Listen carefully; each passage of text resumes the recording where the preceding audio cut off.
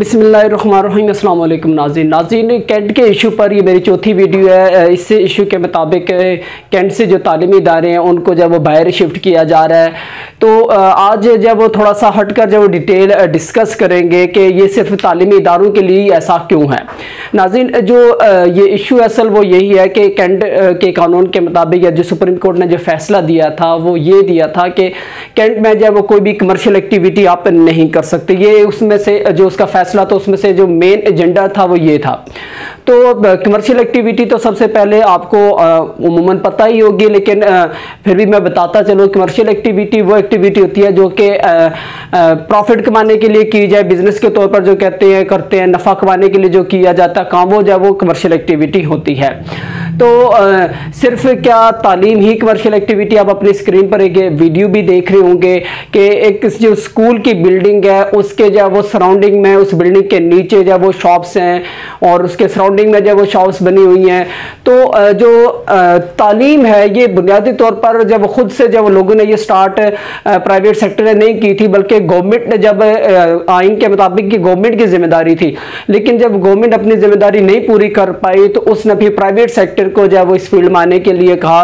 फिर private sector आया, उन्होंने जब वो दिन रात मेहनत की और लोगों को अच्छी तालीम और कम फीस पर और घर के करीब तरीन जब वो एजुकेशन की जो फैसिलिटी है वो प्रोवाइड की। तो ये किसी हद तक आप कह सकते हैं, लेकिन बुनियादी तौर पर चूंकि जो इंसान के जो बुनियादी हुकूक है उनमें से ये एक हक होता है, तो इसलिए इसको उस लेवल की कमर्शियल एक्टिविटी नहीं कंसीडर किया जा सकता। जिस किस्म की कमर्शियल एक्टिविटी शॉप्स हैं या जो वर्कशॉप्स हैं, आप जो अपनी स्क्रीन पर जब वो देख रहे हैं, अगर जब वो एक ही बिल्डिंग में शॉप्स हो सकती हैं, जब वो जनरल स्टोर हो सकता है, उस बिल्डिंग स्कूल की बिल्डिंग के 10 फुट के फासले पर तंदूर हो सकता है, हमाम हो सकता है, वर्कशॉप हो सकती है, तो फिर तालीम क्यों नहीं हो सकती?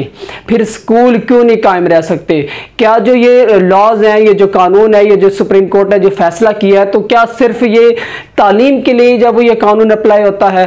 मैं कतन जब वो बाकी जो जिनके नाम लिए जो अपनी स्क्रीन पर आप शॉप्स वगैरह देख रहे हैं उनके खिलाफ नहीं हूँ, क्योंकि लोग शहरों में आते ही इसलिए हैं कि उनको अपने घर के करीब तरीन जब वो तमाम सहूलियात, जब वो शॉपिंग की, बाकी जो एजुकेशन की, बाकी जो भी फैसिलिटीज़ हैं वो घर के करीब तरीन जब उन्हें ये मैसर आ सके।